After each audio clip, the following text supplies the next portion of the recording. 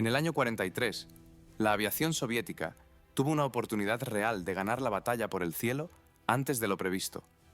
La máquina más nueva de Polikarpov superaba a los Messerschmitt alemanes en todos los parámetros, y los pilotos de pruebas exigían que se enviara al frente de inmediato. En lugar de eso, este caza único se dejó deteriorar en tierra, obligando a los pilotos a librar una batalla desigual en vulnerables y de madera LaGGs. Amigos, el héroe de nuestro episodio de hoy es el I-185. ¿Quién y por qué saboteó un proyecto capaz de salvar miles de vidas? ¿De quién eran las ambiciones personales y las intrigas detrás de escena en el Kremlin que resultaron ser más importantes que la victoria sobre el enemigo? Hoy reconstruiremos la cronología de esta traición y nombraremos las razones específicas por las cuales el mejor avión de la URSS fue apartado de la escena. Les recomiendo encarecidamente que miren este video hasta el final. Estos detalles de archivo los obligarán a mirar la historia de la Segunda Guerra Mundial con ojos completamente diferentes. Pueblo de Popovka, Gobernación de Orel, 1891. En la casa del sacerdote hereditario, Nikolai Polikarpov, nació un hijo. Le dieron el mismo nombre, Nikolai. El futuro en esta familia estaba programado de antemano, como un horario escolar. El padre servía en la iglesia, el abuelo servía en la iglesia. El camino natural para el hijo lo llevaba al mismo lugar, al seminario teológico y después a la parroquia. Nikolai recorrió este camino obedientemente. Se graduó del seminario, como se suponía que debía hacerlo. Pero fue precisamente en esta obediencia donde se escondía una trampa. El diploma de graduación de un seminario teológico en el Imperio ruso de esa época cerraba el camino a cualquier instituto técnico secular para el graduado, de manera formal y casi irrevocable. Así, un joven apasionado por las ciencias exactas tenía en sus manos un documento que lo inhabilitaba precisamente para el futuro con el que soñaba por las noches. La mayoría se habría detenido allí. Nikolai no. Eligió un camino que requería no tanto talento como pura terquedad. Aprobar todo el plan de estudios de la escuela secundaria como estudiante externo, por su cuenta, sin un maestro detrás de él, sin un horario de clases y sin derecho a volver a tomar un examen si el examinador dudaba de una sola respuesta. Tomó sus exámenes en el primer gimnasio de Orel. Lo que a otros les llevaba años, Polikarpov tenía que completarlo en cuestión de meses. Lo logró. Con el nuevo diploma, el camino al instituto finalmente se abrió, pero no de forma gratuita. Nikolai ingresó al Instituto Politécnico de San Petersburgo en el departamento de pago de matrícula. Cada año de estudio tenía que pagarlo él mismo, a diferencia de sus compañeros más afortunados en puestos financiados por el Estado. Su especialización oficial sonaba seca y pesada: ingeniero mecánico para turbinas de vapor, enormes y ruidosas maquinarias para fábricas y la marina. Eso era lo que se suponía que se convertiría en el trabajo de su vida. Pero durante esos mismos años, en los terrenos baldíos cerca de San Petersburgo, estaba ocurriendo algo con lo que ninguna turbina de vapor podría haber soñado jamás. Frágiles estructuras de madera, tela y alambre de acero se elevaban en el aire, negándose a estrellarse, a pesar de todos los cálculos matemáticos. Para muchos en aquellos días, la aviación se parecía mucho a cómo veríamos hoy los primeros experimentos con vuelos a otros planetas. Divertida, pero poco seria, más un acto de circo que una disciplina de ingeniería. El estudiante, que según los papeles debía estudiar máquinas de vapor, comenzó a pasar sus horas libres en los hangares donde se ensamblaban estos aparatos voladores. Aún no sabía que este interés definiría el destino de toda una industria en las décadas venideras. El hijo del sacerdote, cuyo diploma de seminario casi le había bloqueado el camino a la ciencia, estaba en el umbral de una especialidad que en ese momento no tenía ni 20 años. El hombre que se fijó en el estudiante junto a los hangares no necesitaba presentación ya en ese entonces.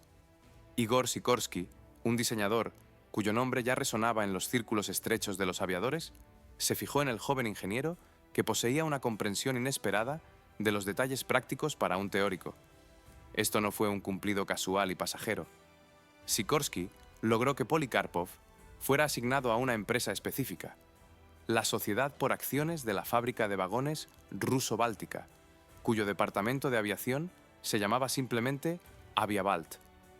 Para un ingeniero sin experiencia, tal asignación era un enorme golpe de suerte en sí mismo. Lo que sucedió después difícilmente puede explicarse únicamente por la suerte. A Polikarpov no se le asignó un puesto ordinario en la sala de dibujo. Se le confió la dirección del proyecto del caza S-16. Detengámonos aquí por un segundo. Una persona recién graduada de un instituto recibe el control no de un solo componente de una máquina, ni de unos cálculos menores, sino de todo un avión de combate, desde la primera línea en el papel hasta la máquina terminada en el aire. Para comparar, hoy en día, un graduado de una universidad de ingeniería se considera increíblemente afortunado si se le permite acercarse a un proyecto importante, incluso después de varios años de trabajar en equipo. A Polikarpov no se le dieron esos años. Se le dio una tarea y confianza. En la fábrica demostró su valía no como un teórico con un diploma, sino como un hombre que entendía la máquina desde el interior hasta el último remache. Fue precisamente esta habilidad, combinar los cálculos con un sentimiento innato por el metal, lo que se convertiría en su sello distintivo durante las décadas siguientes. El proyecto S-16 fue el punto de partida de su reputación. El joven ingeniero, cuya especialización en el papel decía turbinas de vapor, resultó ser en la práctica uno de los diseñadores de aviación más capaces de su generación. Parecía que a partir de entonces solo quedaba el crecimiento, nuevos proyectos, nuevas máquinas, nueva confianza. Pero el año 1918 se acercaba rápidamente, y con él, un momento que obligaría al antiguo alumno de Sikorsky a tomar una decisión sin derecho a error. El año 1918 puso la vida de millones de personas en el país patas arriba. También cambió por completo la vida de Igor Sikorsky. El diseñador tomó la decisión de irse. Las condiciones para trabajar en la aviación dentro del país se habían vuelto extremadamente difíciles durante este periodo. Las fábricas estaban inactivas, el financiamiento se desvaneció y el futuro de toda la industria estaba en grave duda. Sikorsky no se fue solo. Invitó a Polikarpov a ir con él. Era una oferta con una lógica clara. Sikorsky ya veía cómo construiría una nueva carrera fuera del país y quería llevar consigo a un especialista comprobado, un hombre cuyo talento había sido de los primeros en reconocer. Polikarpov se negó. No conocemos las palabras exactas que usó para explicar su decisión a Sikorsky, pero conocemos el resultado. Uno de los dos ingenieros subió a un barco, mientras que el otro permaneció en la tierra devastada, donde ni siquiera estaba claro si habría algo sobre lo que volar en los años venideros. El camino posterior de Sikorsky entró en la historia de la aviación mundial como un capítulo separado y brillante. Al otro lado del océano, construiría una empresa que se convertiría en uno de los líderes mundiales en la fabricación de helicópteros, y su apellido se convertiría en sinónimo de toda una clase de aparatos voladores. Polikarpov se quedó sin garantías, sin una fábrica estable y con casi ningún recurso. ¿Qué hace que una persona rechace una oferta de éxito garantizado para enfrentarse a lo desconocido en una patria en ruinas? No hay respuesta en los archivos. Solo queda la decisión y lo que creció a partir de ella. Porque fue precisamente al quedarse, y no al irse, que Polikarpov crearía las cosas que mantendrían su nombre en boca de la gente 100 años después. El primer paso en este camino fue una máquina cuya apariencia difícilmente evocaría la palabra leyenda para un espectador moderno. A primera vista, un avión de entrenamiento modesto, casi torpe. El primer trabajo importante de Polikarpov, después de regresar al diseño activo, no tenía nada que ver con una máquina de combate. Era un avión de entrenamiento para pilotos novatos, simple, barato y casi por completo privado de lujo. Su nombre oficial era U-2. En la historia, sin embargo, sería recordado por un apodo completamente diferente que le dio la gente común, el Kukuruznik, el fumigador de campos. No es el nombre más halagador para la creación de un diseñador que anteriormente había dirigido un proyecto de caza de combate. Por fuera, la máquina estaba lejos de ser impresionante. Una cabina abierta, un marco de madera, revestimiento de tela. Nada en ella sugería velocidad o potencia. Pero detrás de esta simplicidad se escondía un diseño mucho más sofisticado de lo que parecía a primera vista. El U-2 perdonaba los errores. Casi nunca entraba en un giro incontrolable. Se recuperaba fácilmente de la mayoría de las posiciones peligrosas y permitía al alumno aprender de sus propios errores sin poner en riesgo la máquina o su vida. Fue precisamente esta confiabilidad lo que lo convirtió en la base real para entrenar a toda una generación de pilotos soviéticos. Con el tiempo, la máquina fue mucho más allá de los aeródromos de entrenamiento. Se utilizó como avión de enlace, ambulancia aérea para transportar heridos y bombardero nocturno ligero, sin pretensiones, silencioso y capaz de aterrizar donde ningún otro avión de la época podía hacerlo. A principios de la década de 1940, el número de unidades producidas ya ascendía a decenas de miles. Para comparar, es como si la población de una pequeña ciudad se construyera a partir de un solo plano, y cada unidad siguiera funcionando durante décadas. En 1944, el avión recibió una nueva designación, el P-2, en honor al propio diseñador. Un honor raro durante la vida del autor, y aún más raro para una máquina que inicialmente se consideraba secundaria. Fue este avión modesto y sin pretensiones lo que consolidó la reputación de Polikarpov como un ingeniero que sabía cómo crear tecnología que funcionara en condiciones del mundo real, y no solo en el papel. Pero la reputación de un maestro de aviones de entrenamiento no era todavía el estatus del mejor diseñador de cazas del país. Ese estatus tenía que ganarse por separado. Y su próximo proyecto haría exactamente eso. Principios de la década de 1930. La oficina de diseño bajo el liderazgo de Polikarpov asumió una máquina que debía ser una palabra fundamentalmente nueva en la aviación de caza. No una evolución de los modelos anteriores, sino una ruptura radical con el diseño tradicional. Estamos hablando del caza I-16. Frente al fondo de los biplanos con cabinas abiertas, que seguían siendo la norma en la aviación mundial, el I-16 parecía casi provocativo. Tren de aterrizaje retráctil, una cabina cerrada, un ala baja cantilever libre de cables de arriostramiento y puntales innecesarios. Los pilotos que se sentaron a los controles de esta máquina por primera vez notaron una característica por encima de todo. El caza reaccionaba al menor movimiento de la palanca de control de manera casi instantánea. Esta sensibilidad convertía a la máquina en un oponente formidable en los combates aéreos cerrados, pero exigía una concentración constante del piloto, sin derecho a un segundo de distracción. A mediados de la década, el I-16 se había convertido en una máquina verdaderamente masiva de la Fuerza Aérea Soviética. Se construyeron por miles. Se envió para pruebas en condiciones de combate reales fuera del país y confirmó repetidamente su estatus como uno de los cazas más fuertes de su tiempo.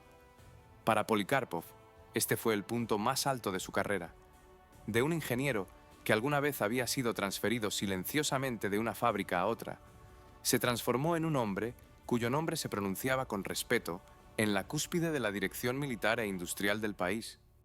Cada nueva reunión sobre las perspectivas de la aviación de caza comenzaba con la misma pregunta: ¿qué dice Polikarpov al respecto? Pero cualquier triunfo técnico tiene una fecha de vencimiento y siempre es más corta de lo que parece en el momento del triunfo mismo. El diseño que hace poco había parecido revolucionario comenzaba a envejecer ante los ojos de todos. Los diseñadores de aviones de todo el mundo ya estaban trabajando en máquinas de la próxima generación, más rápidas, más maniobrables y con un armamento fundamentalmente diferente. Y el mismo éxito que había elevado a Polikarpov a la cima pronto se convertiría en su principal trampa, porque las expectativas para su próximo proyecto serían más altas que las que jamás se habían colocado sobre ningún diseñador soviético antes. A mediados de la década de 1930, lo que se mencionó al final de la historia anterior se hizo evidente. El caza primero, 16, se había agotado. El diseño, que recientemente había parecido un avance, ya no proporcionaba una ventaja en velocidad y maniobrabilidad sobre los nuevos desarrollos extranjeros.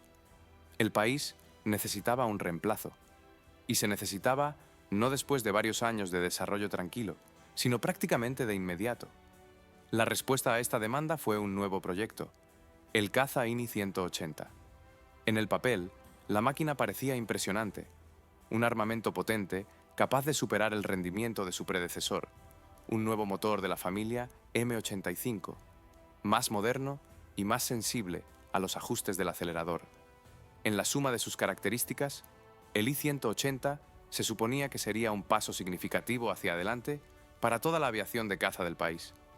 Pero entre un plano y un avión de combate terminado, se encuentra un largo camino de pruebas, ajustes y eliminación de docenas de defectos menores y mayores.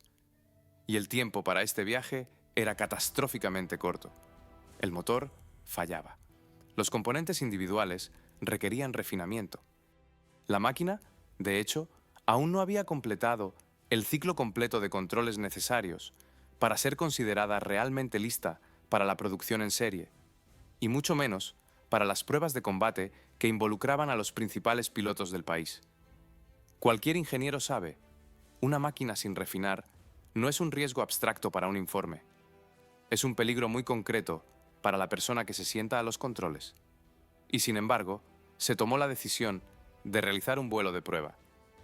Uno de los pilotos de pruebas más famosos del país debía tomar los controles. Un hombre cuyo nombre estaba indisolublemente ligado a las máquinas de Polikarpov. Durante muchos años, había llevado al aire prácticamente cada desarrollo significativo del diseñador. La fecha de este vuelo, el 15 de diciembre de 1938, entraría en la historia de la aviación soviética como uno de sus días más oscuros. 15 de diciembre de 1938. El frío era tan severo que tocar el metal quemaba las manos desnudas más rápido de lo que se podía retirar un guante. El caza AIM 180 aún no había completado su ciclo completo de ajuste. Uno de los fallos clave en el diseño era extremadamente simple y extremadamente peligroso. El motor carecía de persianas de radiador, un dispositivo que regula el flujo de aire frío al motor y lo protege del sobreenfriamiento. En condiciones de frío severo, esto no era una omisión menor. Era una amenaza directa de falla del motor en pleno vuelo. El piloto llevó la máquina al cielo. Poco tiempo después del despegue, el motor comenzó a perder potencia. El aire frío, que entraba al motor sin obstrucción, hizo su trabajo. El motor simplemente se congeló y se detuvo. Un caza sin un motor en funcionamiento ya no es una máquina de combate. Es un planeador que tiene mucho menos tiempo y menos opciones de maniobra de lo que parece desde el suelo. El piloto luchó por la altitud, por la velocidad de planeo y por cualquier oportunidad de alcanzar un lugar de aterrizaje adecuado. Pero la altitud perdida y el motor apagado significaban que prácticamente no había posibilidades de un aterrizaje seguro. El avión no pudo ser salvado. Una comisión especial que investigó las circunstancias de ese día concluyó que no había culpa en Polikarpov. La causa no fue un error del diseñador en el concepto mismo del avión, sino una combinación de circunstancias. Un componente del sistema de enfriamiento sin refinar y la decisión de volar en condiciones climáticas extremas. Formalmente, esta conclusión debería haber resuelto el asunto. El proyecto IRI 180 no se detuvo. El trabajo continuó. Pero un papel con el informe de una comisión no es una garantía de lo que realmente sucede en el piso de la fábrica, lejos de las minutas y las reuniones. Y allí, algo ya estaba comenzando a suceder que nunca llegaría a ningún documento oficial. Oficialmente, el proyecto I-180 permaneció vivo. En el papel, todo parecía correcto. La comisión absolvió al diseñador de la culpa. El trabajo continuó y la máquina se preparó para la producción en serie. Pero entre una decisión en el papel y una decisión en el piso de la fábrica se encuentra todo un abismo, del que rara vez se escribe en los informes oficiales. La producción en serie del caza debía iniciarse en la fábrica número 21 en la ciudad de Gorki. Esta era una gran empresa con sus propias tradiciones, su propio personal de ingeniería y, fundamentalmente, sus propias ambiciones. En esta misma fábrica ya estaban construyendo el caza I-16, una máquina que estaba afinada, era familiar para los trabajadores hasta el último detalle, y no requería reequipar las líneas de producción. Paralelamente a esto, la empresa estaba desarrollando su propio proyecto bajo la designación I-21, un desarrollo de los propios ingenieros de la fábrica en lugar de un diseñador visitante con su propio equipo. Aquí comienza una historia que es difícil de llamar de otra manera que resistencia silenciosa. Reequipar la cinta transportadora para una máquina nueva, aún no completamente refinada, significaba riesgos, retrasos e incumplimiento de las cuotas de producción.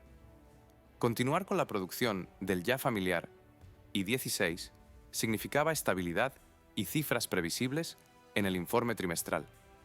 La elección realizada en el lugar era predecible desde el punto de vista de la lógica básica de la fábrica y devastadora para el destino del nuevo caza. No hubo rechazos formales. Nadie firmó un documento titulado «Terminar el trabajo en el proyecto». Algo mucho más mundano y mucho más efectivo estaba sucediendo. Los plazos se retrasaban, los recursos se redistribuían a favor de otras tareas, y las prioridades se desplazaban silenciosamente hacia las líneas de producción ya familiares. Así es como se ve el sabotaje cuando no hay una sola persona específica con un motivo obvio detrás. Es un sistema que elige silenciosamente el camino de menor resistencia, mientras permanece completamente libre de reproches en el papel.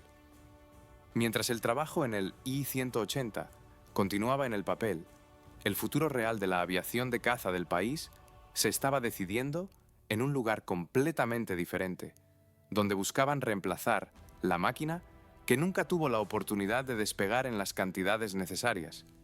1940. En la fábrica número 21 en Gorki, el mismo lugar donde la producción del caza INEO 180 había sido efectivamente frenada, lanzaron la producción de otra máquina, el caza LA-GG-3. A primera vista, la tarea se había resuelto. La fábrica recibió un nuevo avión de serie, los informes se cerraron y el plan se cumplió. El problema radicaba en otra parte. En términos de sus características generales de vuelo, el LA-GG-3 era notablemente inferior al caza I-180, que nunca había llegado a la producción en serie. Imaginen una situación familiar para cualquiera que haya lidiado con la adquisición de equipos importantes. Una empresa prueba un modelo más avanzado y eficiente durante meses, pero al final se lleva al almacén una opción más débil y en gran medida obsoleta, simplemente porque era más fácil lanzarla a la producción en este momento. La única diferencia era la escala. Aquí, el precio del error se medía no en dinero, sino en la capacidad de combate de toda una industria. El LA-GG-3 no era una mala máquina en sí misma, pero en comparación con lo que la versión refinada del I-180 podía ofrecer, parecía un paso atrás disfrazado de progreso. Formalmente nadie perdió. El plan de producción se cumplió. Los aviones salieron de la línea de montaje y los informes llegaron a la cima sin objeciones. Pero detrás de esta prosperidad externa se encontraba un precio real. Un caza, con mayor potencial, se quedó sin un destino en serie, y con él, el futuro del hombre que lo creó quedó en entredicho. Mientras la fábrica informaba del cumplimiento exitoso del plan, en las oficinas de otros lugares se estaba decidiendo una cuestión mucho menos notable, pero no menos importante. ¿Qué se iba a hacer ahora con el diseñador cuyo proyecto más prometedor había sido efectivamente enterrado por otros? La respuesta a esta pregunta llegó bastante rápido, y no tenía nada que ver con premios o un nuevo nombramiento de alto perfil. La transferencia se realizó en silencio, sin explicaciones públicas, sin declaraciones ruidosas y sin una sola palabra sobre lo que realmente estaba sucediendo. Formalmente, Polikarpov no fue sometido a ninguna medida represiva. Sin cargos, sin audiencias públicas, sin manchas en su nombre. Desde el punto de vista de los documentos, era una decisión de personal ordinaria, una de tantas. El nuevo lugar de trabajo del diseñador fue la fábrica estatal número 51 en las afueras del campo de Kodinka. El nombre sonaba grandioso. La realidad detrás de ese nombre parecía completamente diferente. El lugar era un viejo hangar, dejado a la oficina de diseño, sin ninguna base de producción desarrollada. No había máquinas herramientas adecuadas para el procesamiento en serie de piezas.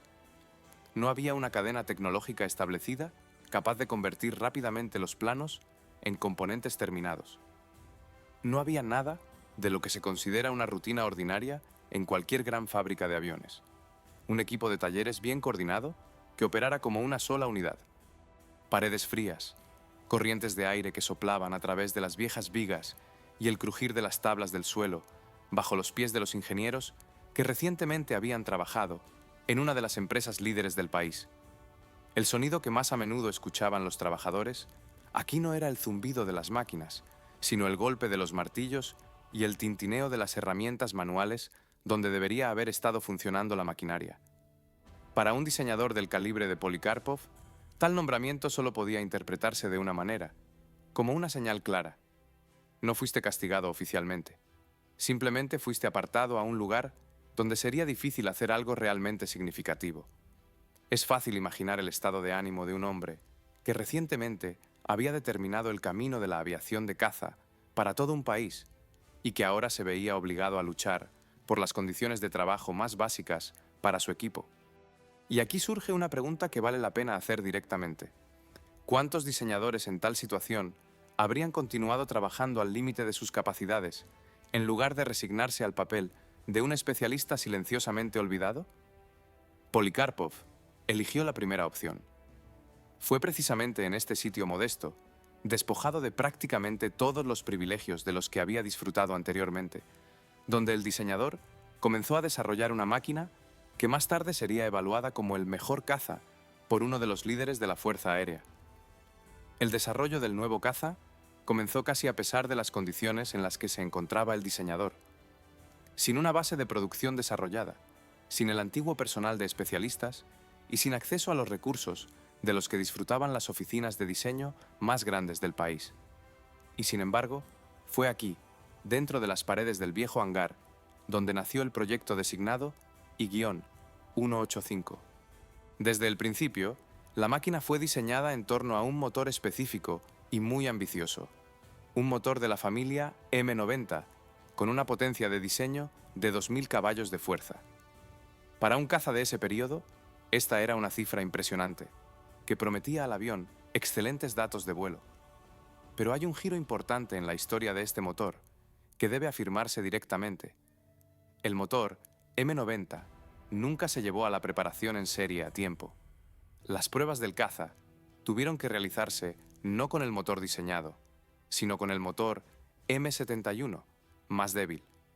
En otras palabras, la máquina, que más tarde sorprendería a los especialistas con sus características, no voló con el corazón bajo el cual fue diseñada originalmente. Esto vale la pena recordarlo, y recordarlo bien, porque más adelante en esta historia se mencionarán cifras de velocidad y maniobrabilidad que parecerán casi increíbles para una máquina con un motor menos potente de lo previsto. En unos minutos escucharán los valores específicos y podrán juzgar por sí mismos lo que esta máquina podría haber mostrado con un motor M90 completamente refinado. Las primeras evaluaciones del proyecto no provinieron del propio diseñador ni de su equipo. Vinieron de especialistas militares, cuyo trabajo era evaluar objetivamente la nueva tecnología. En la carta de presentación del ingeniero jefe de la Fuerza Aérea del Ejército Rojo, el teniente general A.K. Repin, hay una frase que difícilmente puede llamarse accidental o rutinaria. La máquina es llamada la mejor. Imaginen por un segundo el peso de esta palabra viniendo de un hombre cuyo deber profesional es comparar docenas de proyectos y no ceder a simpatías personales. Mejor no era un cumplido educado. Era una evaluación hecha en comparación directa con otros desarrollos del período. El diseñador, que había sido empujado a la periferia de la industria, creó una máquina en un hangar modesto, sin el equipo adecuado, de la que los especialistas militares hablaron precisamente en esos términos. Quedaba la siguiente pregunta lógica. ¿Confirmarían las pruebas de vuelo esta evaluación en la práctica, con cifras que no pudieran ser discutidas? El aeródromo de pruebas recibió a la nueva máquina sin mucha ceremonia, sin orquesta, sin delegaciones, sin fotógrafos. Un día de trabajo ordinario, una pista ordinaria y un solo caza que tenía que demostrar lo que realmente valía hoy. Ya lo hemos dicho, este prototipo específico no voló con el motor bajo el cual fue diseñado originalmente. En lugar del motor M90 planificado, tenía el M71, más débil. En otras palabras, los evaluadores tenían ante sí una máquina despojada de parte de su potencial antes del despegue. E incluso en esta versión reducida, las cifras eran tales que debían pronunciarse lentamente para que cada número llegara al oyente en su totalidad. Cerca del suelo, utilizando el modo de postcombustión del motor, el caza I-185 aceleró a 577 km por hora. A una altitud de 6.100 metros, la velocidad aumentó aún más, a 667 km por hora. Para una persona ajena a la aviación, estas cifras pueden sonar como simples números grandes, pero traduzcámoslas a términos comprensibles. 667 km por hora es una velocidad a la que la máquina cubre una distancia igual a la longitud de un campo de fútbol en menos de medio segundo. Parpadeen, y el caza ya habrá pasado volando junto a ustedes por unos buenos 100 metros. Ahora comparemos esta cifra con lo que los pilotos soviéticos volaban en masa en este mismo periodo. El caza Yak-1, el principal caballo de batalla de la Fuerza Aérea Soviética, era notablemente inferior a este indicador en términos de sus características de velocidad. El La-GG-3 era aún más inferior. El mismo caza que una vez había tomado el lugar en la línea de montaje en lugar del proyecto I-180, más exitoso, el predecesor de la máquina de la que estamos hablando ahora. Resulta una imagen verdaderamente extraña. Un caza, nacido en un hangar modesto, sin una base de producción adecuada, volando con un motor de potencia reducida, resultó ser más rápido que las máquinas de serie que en ese momento se consideraban la columna vertebral de la aviación de caza soviética. Al mismo tiempo, la velocidad estaba lejos de ser la única ventaja de la nueva máquina. Los pilotos que se sentaron a los controles del I-185 por primera vez notaron otra característica que rara vez se encuentra en un caza de combate de primera clase. La máquina resultó ser sorprendentemente fácil de volar. Por lo general, la regla funciona al revés. Cuanto mayor sea el potencial de velocidad de un caza, más exigente es la máquina con las habilidades del piloto, y menos margen de error tiene un piloto con un entrenamiento promedio. La alta velocidad y la facilidad de control rara vez van de la mano. El I-185 rompió esta regla. El motor enfriado por aire utilizado en esta máquina añadió otra ventaja práctica al caza, que es difícil de apreciar en el papel, pero fácil de sentir en el combate real.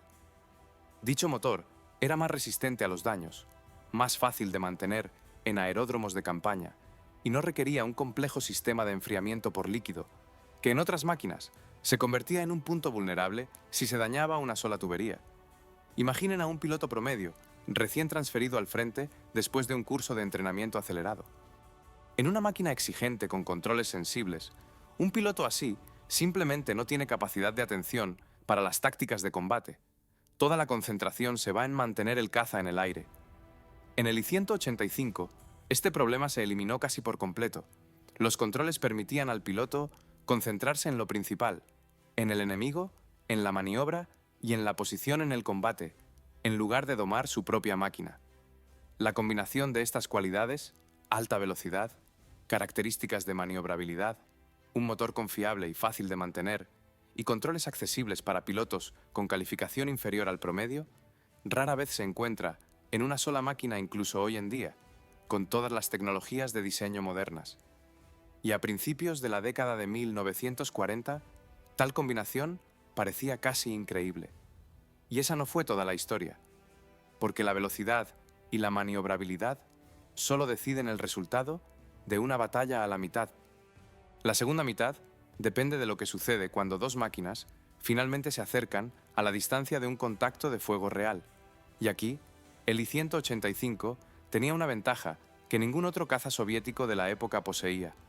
La velocidad decide si un caza llega primero al objetivo, pero el resultado de una batalla se decide en última instancia no por la velocidad en sí, sino por lo que sucede en esos pocos segundos Cuando la mira telescópica atrapa la silueta del enemigo. Y aquí, la solución de diseño, incorporada en el I-185, parecía casi desafiante para su época. En versiones posteriores de la máquina, se instalaron 3 cañones automáticos síncronos, SHVAK de 20 mm, en la parte delantera del fuselaje, sistemas diseñados por Spitalny y Vladimirov, que ya estaban bien probados y eran confiables en producción para entonces. 3 cañones, no ametralladoras de calibre de rifle, que para 1942 todavía estaban montadas en muchos cazas de serie y requerían docenas de impactos para causar daños graves al enemigo.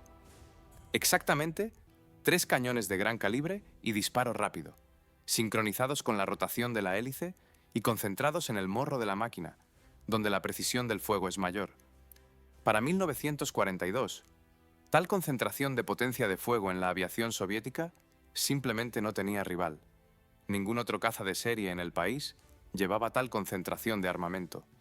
Imaginen la diferencia entre romper un vidrio con un solo tiro certero de una piedra y arrojarle un puñado de pequeñas piedras, con la esperanza de que algunas piedras golpeen el objetivo. 3 cañones síncronos en el morro del caza funcionaban exactamente como ese golpe certero, concentrado y único, sin la necesidad de acribillar al enemigo con docenas de impactos menores. En enero de 1943, la máquina finalmente pasó la prueba que realmente determina el valor de cualquier avión de combate. No las pruebas de alcance, sino las condiciones del frente, los cielos reales y un enemigo real. Los comentarios de los pilotos que salieron al aire en el I-185, en una situación de combate por primera vez, fueron entusiastas, y esto no es una exageración para una frase bonita en un guión, sino una característica directa de los documentos de ese periodo. Es fácil imaginar una conversación breve en el aeródromo, inmediatamente después del aterrizaje, cuando el motor aún no se ha enfriado y el piloto acaba de salir de la cabina estrecha. Y bien, ¿cómo está la máquina? Camarada comandante, nunca antes había visto un caza así. Sea más específico. Alcanza a todo lo que he visto en el cielo y golpea en la primera pasada. ¿Es difícil de volar? Ese es todo el punto. Es fácil de volar y golpea como una máquina pesada. Tal combinación, alta velocidad, facilidad de control y potencia de fuego concentrada, rara vez se encuentra incluso individualmente. Aquí, las 3 cualidades se combinaron en un solo caza, y en un caza que no había recibido su motor diseñado, más potente. Vale la pena recordar, todo este rendimiento se logró con la planta motriz M71, que era menos potente de lo previsto originalmente. Una máquina con un motor M90 completamente refinado prometía ser aún más formidable. Pero una cosa es tener comentarios positivos de pilotos individuales después de unos pocos vuelos. Otra muy distinta es tener una comparación directa y documentada con las mejores máquinas del bando contrario en condiciones reales de frente. Tal comparación estaba por realizarse pronto, y el lugar para esta prueba fue elegido no por el bando soviético, sino por la historia misma, un área cuyo nombre para ese momento ya estaba adquiriendo un significado simbólico para todo el curso de las operaciones de combate. El invierno de 1942. El área de la ciudad de Stalingrado se convirtió en el lugar donde convergió todo el peso de las operaciones de combate en el sector sur del frente. Fue aquí, en los cielos, sobre esta área, donde ocurrió un evento que podría llamarse un verdadero examen técnico para la aviación de caza soviética. El bando alemán desplegó una nueva modificación de su caza principal en este sector del frente, la máquina designada Bf-109 G2. La diferencia en las características se hizo evidente rápida y dolorosamente. En términos de velocidad, velocidad de ascenso y composición del armamento, el nuevo caza alemán era claramente más fuerte que las principales máquinas soviéticas de ese periodo. Los cazas Yak-1, Yak-7 y Yak-9 de la oficina de diseño de Yakovlev. La brecha no era simbólica, sino muy tangible en el combate aéreo real. La situación parecía ligeramente mejor con el caza, la 5 de la oficina de diseño de la Lavochkin. Pero incluso aquí, la ventaja de la nueva máquina soviética sobre el caza alemán se manifestaba solo bajo condiciones estrechas, cerca del suelo, y solo cuando se encendía el modo de postcombustión del motor. Tan pronto como subían más alto o apagaban la postcombustión, la ventaja se desvanecía. Surgió una imagen sombría. En un sector clave del frente, los pilotos soviéticos salieron al cielo en máquinas que en la mayoría de los modos de vuelo eran inferiores al nuevo oponente. Y ahora recordemos lo que estábamos hablando hace unos minutos. En este mismo periodo, en paralelo, el Kazai 185 ya existía, con un motor M71 de serie, en lugar de uno experimental. No un proyecto en el papel, no un prototipo en una sola copia. Una máquina que había pasado las pruebas y estaba lista para la producción en serie. Y aquí están las cifras secas de la comparación directa. Cerca del suelo, el Kazai 185 superó al nuevo Bf 109G, 2 alemán en velocidad por 75 a 95 km por hora. A una altitud de 3 km, la ventaja se mantuvo y ascendió a 65 a 70 km por hora. Traduzcamos esto a un lenguaje comprensible. Imaginen dos autos que entran a la autopista al mismo tiempo. Uno acelera a una velocidad a la que el otro ni siquiera ha tenido tiempo de ganar velocidad completa todavía. Eso es lo que significa una brecha de 70 a 90 km por hora para un caza que lidera un combate aéreo en cursos frontales, donde el resultado de la pelea a menudo se decide en fracciones de segundo. Mientras algunos pilotos soviéticos salieron al cielo sobre Stalingrado en máquinas que eran inferiores al nuevo caza alemán en casi todos los parámetros, otra máquina, más rápida, mejor armada y al mismo tiempo fácil de volar, estaba pasando por pruebas al mismo tiempo y recibiendo la característica de simple y accesible para pilotos con calificación inferior al promedio. El 29 de enero de 1943, el jefe del Instituto de Investigación Científica de la Fuerza Aérea, el mayor general P.A. Losyukov, firmó una conclusión, cada palabra de la cual vale la pena escuchar en su totalidad, sin cortes y sin suavizar. Esto es lo que estaba escrito allí. El avión IN-185, con el motor M71, armado con 3 cañones SHV acasíncronos de calibre 20 mm, cumple con los requisitos modernos del frente y puede ser recomendado para su adopción por la Fuerza Aérea del Ejército Rojo. El I-185, con el motor M82, A es inferior solo al avión, I-185, con el M-71, superando a todos los aviones de serie, tanto nacionales como extranjeros. En términos de técnica de pilotaje, es similar al I-185, con el M71, es decir, simple y accesible para pilotos con calificación inferior al promedio. Lean estas líneas nuevamente en su mente. Este no es un comentario entusiasta de un piloto aleatorio después de un vuelo exitoso. Esta es la conclusión oficial del jefe del Instituto de Investigación Especializado, dirigida directamente a la dirección militar del país. La máquina superó todo lo que estaba en servicio en ese momento, tanto lo propio como lo extranjero. Formalmente, debería haber seguido un único paso lógico, el lanzamiento a la producción en serie y el envío al frente, donde los pilotos soviéticos, en ese mismo momento, estaban librando una batalla desigual con un oponente más avanzado.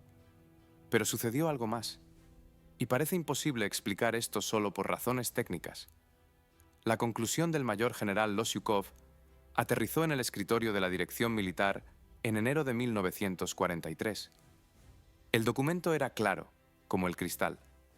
La máquina superó a todos los cazas de serie, tanto los propios como los extranjeros. El pilotaje era accesible incluso para pilotos, con calificación inferior al promedio. El armamento no tenía igual en la aviación soviética. A continuación, debería haber seguido una decisión sobre la producción en masa. La decisión no siguió. Los historiadores y los especialistas en aviación todavía discuten sobre las razones exactas de esto. Citan varias versiones, desde la carga de trabajo de las fábricas, con la producción ya establecida de otras máquinas, hasta la simple inercia del sistema, para el cual reequipar la producción siempre parece un paso más riesgoso que continuar el curso familiar, incluso si este curso familiar es inferior en características. No existe un documento claro con la redacción "El caza y guión 185 es rechazado por tal o cual razón". Solo existe el resultado. Una de las mejores máquinas de combate de su tiempo nunca estuvo en la cinta transportadora a una escala que correspondiera a su potencial real. Al mismo tiempo, el propio Polikarpov no se quedó sin reconocimiento. Por la creación del caza Pimeo 185, el diseñador recibió el premio Stalin, una de las formas más altas de reconocimiento estatal de mérito en ese periodo. Y aquí surge un contraste que es difícil de ignorar. El diseñador recibe un premio por crear la mejor máquina de combate del país. Mientras tanto, los pilotos soviéticos continúan saliendo al cielo en cazas Yak 1 y la 5, máquinas que eran notablemente inferiores a la creación de Polikarpov en términos de sus características combinadas. El premio estaba allí. La producción en serie, no. Estas dos cosas existieron simultáneamente, y una no canceló la otra. Polikarpov, sin embargo, no se mantuvo al margen del desarrollo posterior de la aviación, encerrándose en el resentimiento por el proyecto no realizado. El diseñador fue uno de los primeros en el país en reconocer la dirección donde estaba el futuro, los motores a reacción. Comenzó a trabajar activamente en esta misma área, tratando de sentar las bases para la próxima generación de máquinas que reemplazarían a los cazas de pistón. No estaba destinado a llevar este trabajo a su fin. En 1944, el destacado diseñador falleció. Regresemos por un segundo al comienzo de esta historia, al hijo de un sacerdote rural, cuyo diploma del seminario teológico casi le cerró el camino a la ciencia. Al estudiante que dominó de forma independiente el plan de estudios de la escuela secundaria para tener una sola oportunidad de ingresar al instituto. Al ingeniero que rechazó una perspectiva de prosperidad garantizada en el extranjero por el bien de un futuro incierto en su tierra natal. Cada vez que el sistema colocaba un obstáculo frente a este hombre, encontraba una manera de eludirlo, no a través de conexiones, no a través de declaraciones ruidosas, sino a través del trabajo, a través de cálculos y a través de una máquina terminada que hablaba por sí misma mejor que cualquier palabra. El caza I-185 se convirtió en el último y quizás más elocuente ejemplo de este patrón.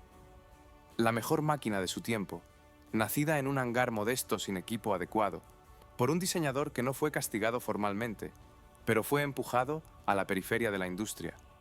Una máquina que los especialistas militares reconocieron oficialmente como superior a todo lo que estaba en servicio, tanto lo propio como lo extranjero. Una máquina que nunca se elevó al cielo en formación, escuadrón tras escuadrón, como sus características lo merecían plenamente. La historia de Nikolai Polikarpov es una historia de cómo el talento y la perseverancia de una persona chocaron repetidamente con la inercia de un sistema que está diseñado de tal manera que incluso una solución, obviamente mejor, no garantiza un camino a seguir. Y en algún lugar de los archivos todavía se conserva un documento en el que la palabra mejor está escrita en blanco y negro, escrita no por un fanático, no por el propio diseñador, sino por un ingeniero militar cuyo trabajo consistía precisamente en separar los hechos de las emociones. Muchas gracias por ver. Nos vemos pronto.